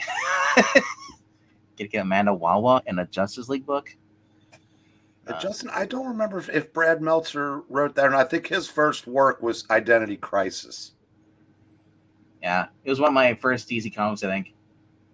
Great to see Batman Neil Adams omnibus prices drop way below the $300. People wanted. Why? Release next year. Yeah, like I said, I'm the point where I'm hesitant to buy books, off of eBay now, as far as you like trade and stuff like that, because our friend Jay, he had an issue where the binding wasn't glued whatsoever. It was supposed to be brand new and sealed. Yeah, Justin, it was 80 pages, and I think they were selling it for $1. And I mean, it was a good story if you weren't attached to the Bwahaha era like I was, because that was one of my favorite comic book runs of all time. And to have Max Lord become an irredeemable villain was, he'd always been kind of a shady, smarmy kind of character, but that worked in the Bwahaha era. He always had his own agenda, but it wasn't work. I mean, it was like it wasn't like he was ever working against the League. He was just doing things that maybe the League wouldn't approve of. So it was kind of disheartening to see him turn irrevocably bad, but it did make for some really good storytelling over the next several years. And when he basically he got a hold of Superman's mind and reprogrammed him into a killing machine, and basically sent him back to Earth to kill everybody. And the only way that the program could be broken was if Max Lord died. So so the Justice League Brouhaha thing it starts in 80. It goes from 89 to issue 26 all the way up to 1996 with 113. No, it started in 87. Well, the volume I found. Well, the title itself that lasted 113 issues. Yeah. Went for I said the one that the one with the famous cover that gets homage to death. Yeah. Was the want to make something of it when they're all just standing there posing. That came out. The cover date I think might be like April '87 or something like that. It was very early in '87, or maybe even been late '86. I can't remember, but and that ran for 113 issues. Then that gave way to Morrison's JLA, which ran 125 issues, and that culminated in the blowback from Identity Crisis and all that shit. And so that's but I said it's all comic book history now. I know Max Lord came back, and so it's just like I said, they eventually DC will undo everything they ever did. Yeah. And unfortunately, because they had the brouhaha, whatever, bahaha, whatever called, Wow. Yeah, dude. Not only was the storytelling was great, the art was good. Just what you need to count. You need to have lighthearted jokes with some seriousness in there too. Like having Batman on the team, and then having like Beetle and Booster Gold cracking jokes, behind his back, and then the one punch where Batman just knocks the crap out of a Guy Gardner, like that. That's still one of the most famously talked about books. That point where Batman punches Guy Gardner and knocks him out. Yep. And there's a reason for that, because it's a fantastic storyline. Well, there are people that have kind of dismissed that entire era as being not serious. Well, no shit. That's it. I mean, that's Justice the point League of it. had been around forever. The Justice League Detroit was crushed by fans. That's too bad, because at least they tried something different. But Right. eventually, even having all the top heroes in a book kind of got stale, and so it was needed to do what they did. And maybe it ran its course. I don't know. I would have been fine if they just kept that in perpetuity, which obviously they didn't. But then, after the Wahaha era ended, now it did kind of go into the death of Superman. It was like almost right after that. But then it just kind of became another superhero team book. And and that's why after 113 issues, were late 90s, they had to revamp it again. And that's when they relaunched it and gave it to Grant Morrison. And then, that it had, Mark Waid wrote a lot of them. Yep. And it was a good series, but, I always thought it basically ran at the same time as Jeff Johns. Well, David Goyer initially, and then Jeff Johns' JSA. I thought JSA was vastly superior. The JLA did better because by that time, people were ready for the big three again, even though Wonder Woman spent a lot of time with the JSA. Also, then her mother, if I'm remembering correctly. But anyway, either way, I just thought JSA was just a better book overall. Liked them both a lot, but JSA was, in my opinion, the best thing DC did in the first 5-6 years of the 2000s. Yeah, I just looked up AWA. That was You and I was AWA comic book. That is coming out apparently next month. Well, final thing. It was solicited, and that didn't come out, so I'll believe it when I see it. But they're not even listed on League of Comic Geeks under publishers. Yeah, they might be done. Might be, because I have Distillery, which is in its spot. You had Marvel, DC, Image, IDW, Dynamite, Distillery, Dark Horse, Boom Studios, Titan Comics, Zenoscope, Oni Press, and Archie Comics. Nothing else is featured when you go to browse. So, yeah, I don't say about that, because hold on. Well, they're not featured as a big thing. Let me look actually have a list on here. AW Awakening Comics. Yeah, I don't even see it. I don't even listed in AWA. It's listed in here. But yeah, so maybe they are done. I don't know, but I know they just did launched a deal with somebody in June this year. Pipeline, they're gonna do some more horror books. So I don't know. Yeah, it's a mess right now. They stiff people out of money. Ugh. Oh. Well, look at I'm not sure who did Samurai Dog, but that was another book that never released the final issue. I'm not sure who that was by. Maybe it was AWA, but I think AWA, weren't they also the ones that were doing the Erratic? Mm-hmm. Yeah. Yeah. Jeez. Well, that sucks. It means we might won't get. That was Kari Andrews was doing that. So hopefully Kari Andrews has rights to that character and he can actually just bring that to a different publisher if he wants to.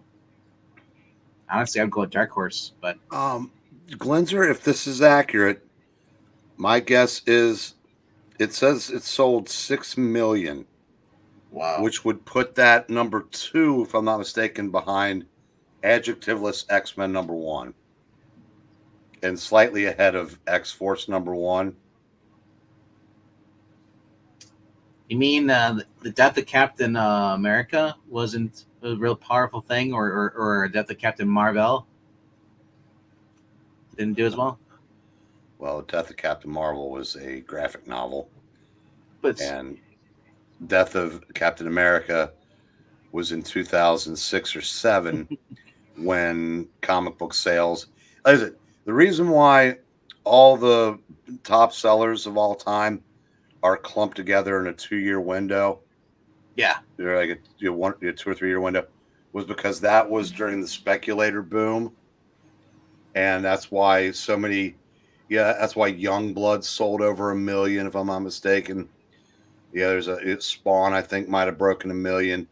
yeah, Because everybody was just buying. I mean, they were literally buying them by the case, not having any idea how supply and demand works. jeez. Because there were so many people. I can remember when Death of Superman came out. There were guys in 3-piece suits, finance guys, thinking they were going to put their kids through college with this.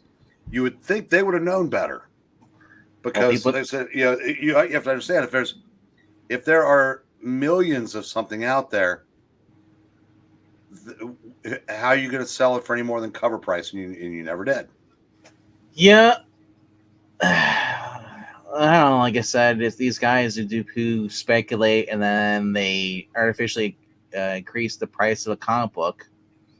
But you can't do that on a book with 6,000 copies running around. Can't, no, but there's a lot of stuff bad with practice with comic books. Like I said, I can see why a lot of kids just go with manga.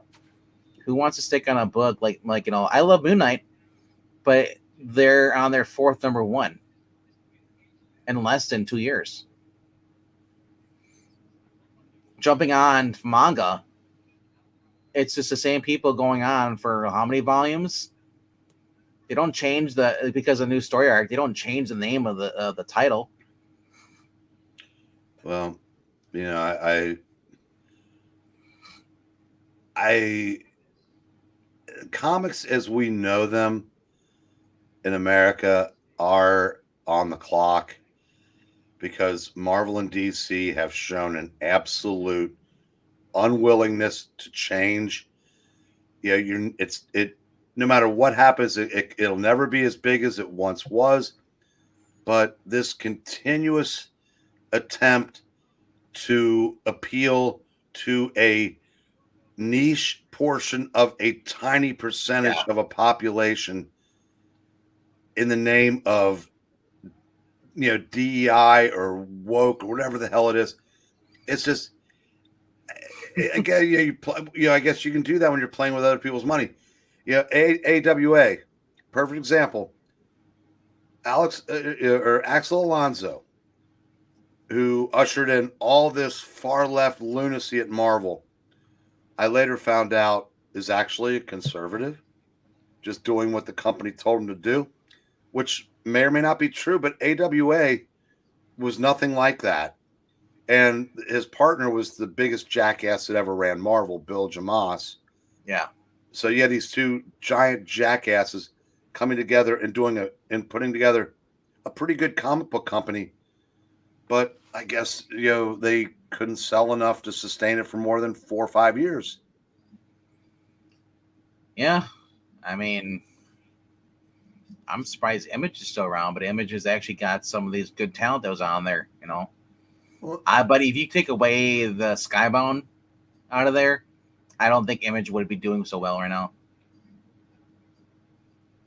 Transformers, the G.I. Joe, Energon Universe, take it away, they lost Mark Millar. But then again, Mark Millar, even though he should be selling more than what he is, but sadly, the people that would be buying his books cannot get over Civil War or the Ultimates. no, it's not that. Because it's or they're gone from comics in general. Civil War is for every detractor, it has its defender. I said, I didn't agree with the way he characterized people, but I thought the concept was fine. Even though I'm sure Bendis had every bit as much to do with that, if not more. To me, Civil War is it's like Joker, the movie Joker. It's not Joker. It's a good movie though. Okay, but here's the thing though. Marvel had fallen so far in just the 4 years Jamas was in charge that Quesada, I will never forgive him for what he did with Spider-Man, but he brought continuity back to the company. The House of M into Civil War, into the Initiative, into Secret Invasion, into Dark Reign, into Siege. I said all of that. You can just reach into a box, pull out a book from that era, and you're going to be entertained. I said the crack started with Fear Itself. It became a fissure during AVX. And then once they started All New, All Different, it was just all downhill from there. When did that Rawhide Kid comic come out? 2002. That was during those 4 years I'm talking about. Yeah. Because that's the kind of shit Jamas got a giggle out of doing. Jeez. Like I said, I still say that poor John Severn was not told what he was drawing because he draws it straight up. Yep. But anyway, it would be unfortunate if AWA is done. But that's also at this point, they weren't the first. They're certainly not going to be the last because eventually, I said, the absolute garbage sales of Marvel and DC are going to take everybody down with them. Yep. Unfortunately, the people would rather, the few that are buying from Marvel DC will not buy independent books. There's like loyalty brand loyalty.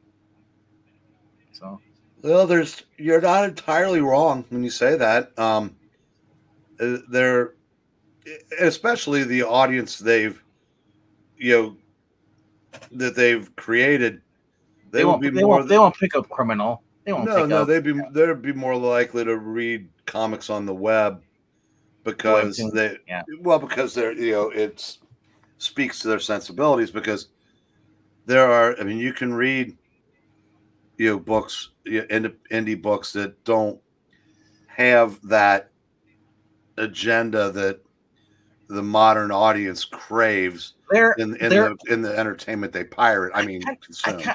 I'm guessing as far as current indie books right now, I feel like there's more like anti-woke, more like I don't want to say conservative, but like more like indie books that are aimed towards the people who love Marvel and DC because of the wokeness.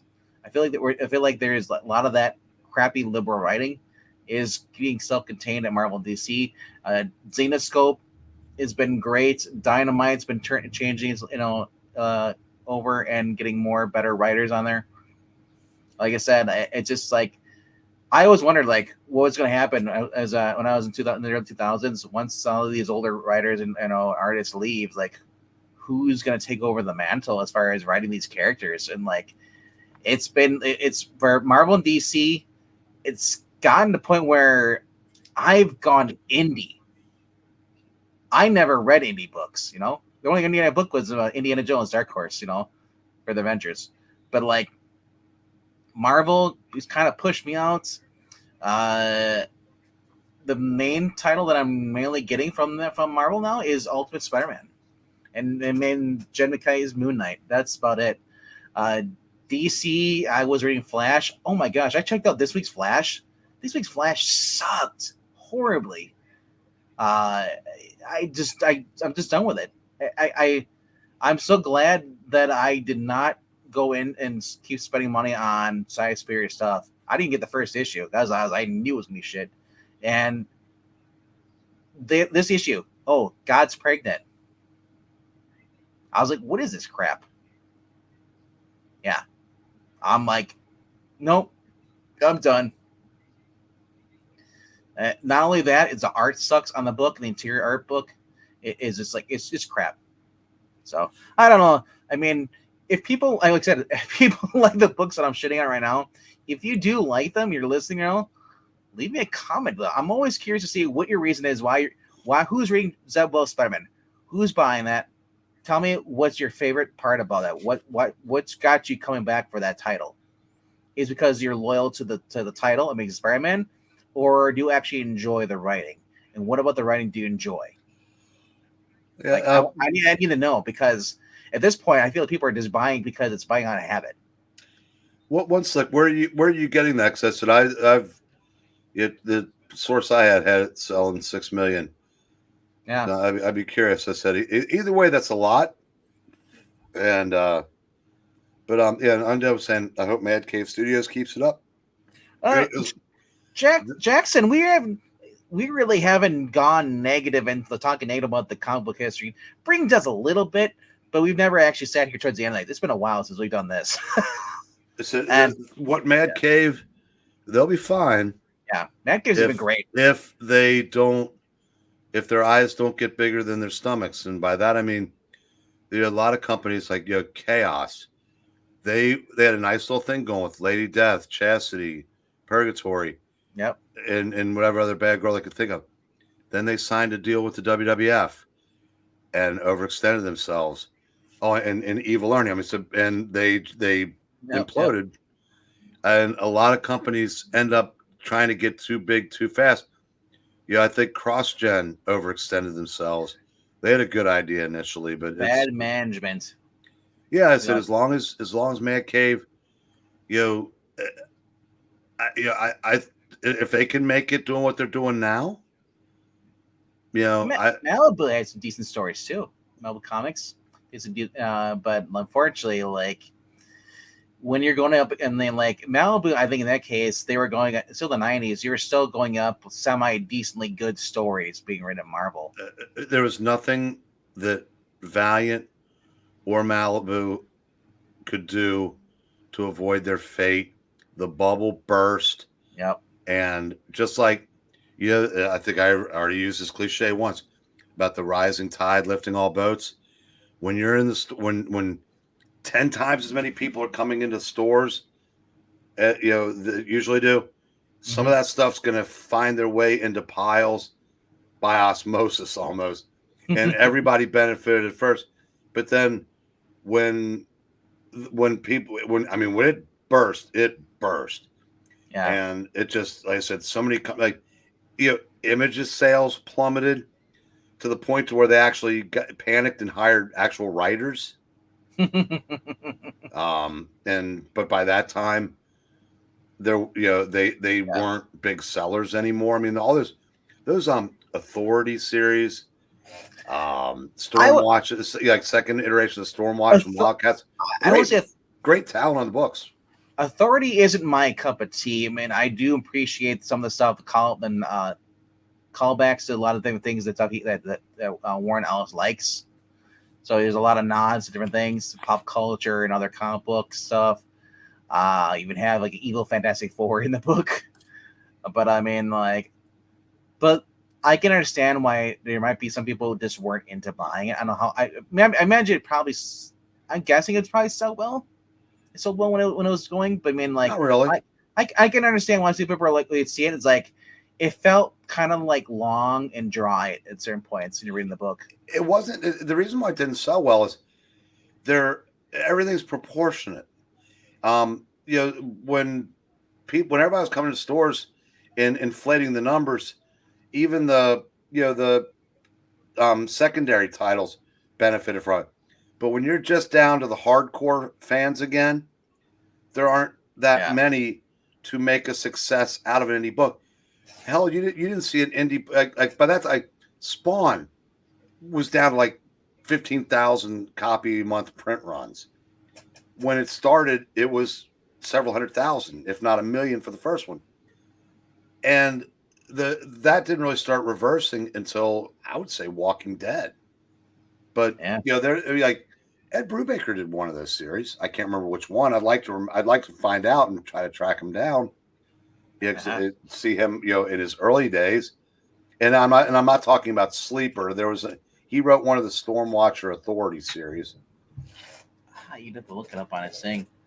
He might even list on his Wikipedia, Brubaker. But yeah, like I said, I can understand why if some people weren't into that, because I was reading it, I was like, it's not. I'm more into the action stuff. But I'm also not like, I don't like books that are meant for the trades, and unfortunately, that's what they do now these days. I don't mind if it's like a 2-issue story plot, but there's still an ongoing subplot. Like it used to be, and I think so. Brubaker, let's see. Early work was Low Life. No, it was one of the. It was by Caliber, Eon Press. Yeah. 1981, Heroes Crime Stories, anthology series, Dark Horse Presents, which he continued to contribute throughout the decade. One of those contributors were a 3-part serial called An Accidental Death. Brubaker and artist Eric Shanower. Then he did another Godzilla short story, another tale under the Low Life title. So basically, Low Life was like a romantic triangle explored through 3 stories, which depicting different participants' point of view. So then, what else he did? They did a Fall, which was called for the Dark Horse Presents, with a 5-part story illustrated by Berlin creator Jason Lutz, a convenience store clerk who gets involved with a 10-year-old murder mystery after he uses a stolen credit card.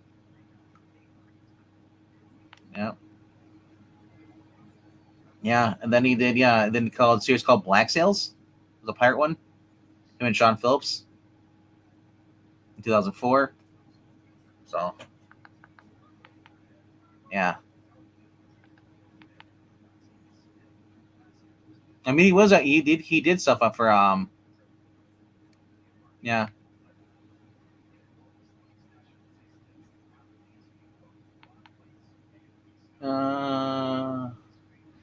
He did a one-shot title for Vertical Visions called Prez. Scene of Crime is another one he did. Like I said, you look at Wikipedia, it shows a whole bunch what he's done in the early 2000s. But Image Comics, he did Fatale, Fade Out, so Velvet. So I don't know. Like I said, he's got quite a few. If someone released a series titled One Shots, would it sell, or do new readers need 12-issue story arcs? I will take a 12-issue story arc if it's Batman the Long Halloween with Jeff Loeb. Jeff Loeb excels on these stories. I'm not a huge Jeff Loeb fan outside of the Long Halloween. But like I said, I've been looking forward to a lot of the more of the books that are coming out like that. 90s books, man. Every once in a while I'll come across a lot of indie books that I've never heard of. But He wrote The Authority Revolution. Okay. That was the Authority one they wrote because and this Point Blank miniseries was it had something to do with one of the other characters. There was like a prelude to something, but I'd have to ask Doc because he's the Wildstorm aficionado. Ah. Why is he just called Doc Wildstorm? Might as well, because if he was going to do that, he'd be Doc X-Men because that's his other passion. But Doc Man. He loves Wildstorm. I mean, I think he owns everything they ever put out, which I did at one point also. Yeah. Well, look at Jay. Jay is a big Valiant person. You know, he's the only person I know that likes Valiant. I don't, or at least talks about it, brings it up. You know, like I said, I for me it was Marvel. I grew up with Marvel. Spider-Man was my main guy, and then I started reading some Punisher. Then I was reading, early 2000s. Yeah, Glenzer, you mentioned if somebody released a series titled One Shots. That the first book I talked about tonight, that Manchurian. Yeah, I said that's something that Top Cow used to do, like pilot season, where they would release a series of one shots, and based on the sales, one or more may have become series. So to answer that question, I don't know anymore because, like I said, I mean, the new class of reader they've built, I don't know what they want because I don't understand those folks because they don't seem to want any. They seem to only care about characters' sexuality. If you want one shot, Xenoscope does those quarterly books, and it's all self-contained one issue story. So I mean, there are some comic companies that are still doing the self-contained one shots, 32 pages.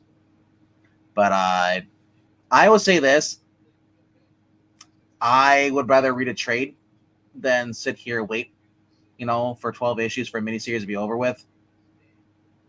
Because when you have stuff that gets delayed, like with Jeff Johns, JSA, whatever I think is supposed to be ending next month.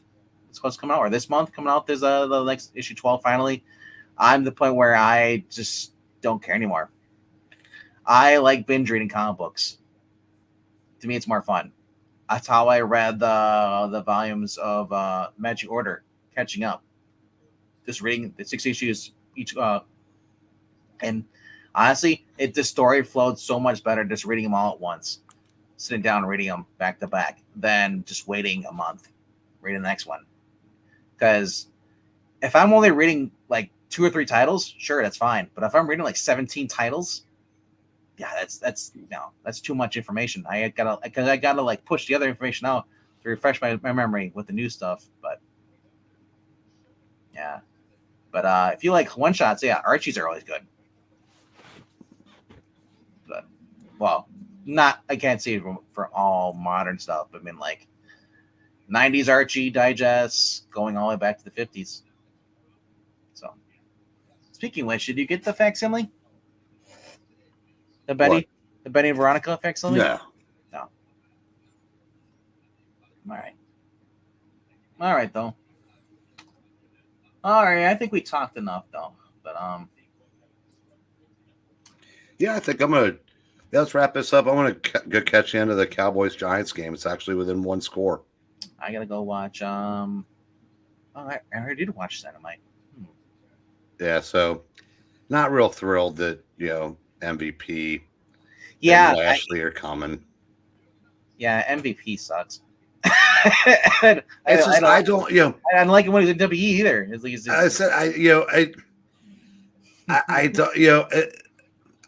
I don't know where does a guy like Lashley, Lashley is the quintessential WWE type. He's basically Wardlow, but it's unless Wardlow comes back and you have Wardlow, but I think Wardlow's actually injured. Yeah, he has knee.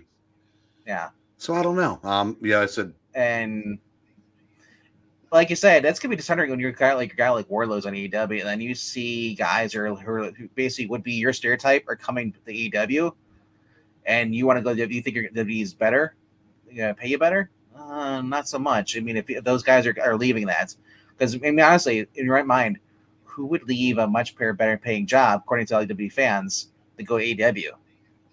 Well, Tony Khan pays very well also because he's I imagine he does. Yeah. Like I said, I think he takes care more than care of though.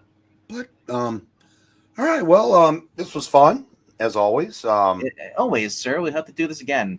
Yes. The same time next week. Yeah. Say next time this week. Yep. And I'll bring the coffee. Maybe a Zach sighting and. No. Yeah. He's no. Unless you bring envelopes for him to lick. Yes. No. Tomorrow night I'm looking at doing an X-Men story. I'm looking at 173. I think it is. All right. Rogue teaming up with Wolverine. Mm-hmm. So quite a few parts there. A lot of Wolverine narration.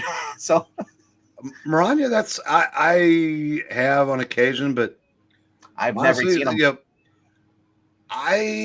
Oh wait, do a power bomb. That's probably the closest I'll probably get to it. For the same reason why when I read not comic books, I tend to stay away from comic book genre related stuff because I want to break from it. And same thing, like I watch so much sports in the real world, so much wrestling. I just don't really, see the need unless something really, get is highly touted. But anyway, clock's ticking on my fourth quarter. So, all right, guys, you know the drill. We told you at the beginning of this. Click like, subscribe, click the notification bell. Make sure you go into your notification settings and YouTube settings. Make sure it's turned on, especially if you're using a smartphone, because you can't trust YouTube. YouTube likes to fool around with updates, just like Discord does. Do a Powerbomb is a hell of a tearjerker. I imagine so. I read Murder Falcons. I have not read Do a Powerbomb, but Daniel Warren Johnson seems to hit those the feels a lot. So, all right though. But we'll see you guys tomorrow. You've got 2 readings tomorrow. Gonna be another part, issue 3 of Batman Dark Victory. They'll be airing, and then we'll have our probably the finale. I'm probably gonna do the finale of Batman and the Outsiders, the final issue. I'll be on Saturday night, so look for that. I know E has an auction on I Love Comics on Saturdays. I think is it 8 Eastern or is it 7 Eastern? When do you go on E's auction? Is that 7 or 8? It's 7 your time. So, okay, so it's 8 Eastern. Okay. Yeah, so check that out if you want some cheap dollar books, And then stop back on Sunday and Monday. We'll have more readings. So then we repeat this all week. Go back to top 5. So basically every day is going to be content uploaded, whether it's live or just airing, So stay tuned. And leave a comment down below. Say hello to Wraith. He likes to leave comments down below, and he's the only one to leave comments saying hi. You guys gotta say hi back to him in the comment section. Make him feel loved. He never gets to hear live. So, all right, and as always, I'll end it with this. How's it going there, Rhaegar? All right. Onward to Comics Division. I haven't heard that name in a while. But I used to think Cullen Bunn was spelled Colon Bun. I knew how it spells the name by looking at the Bun coffee machines. That's how I remember. Have a good night, guys. As always. Good night, kids. Later.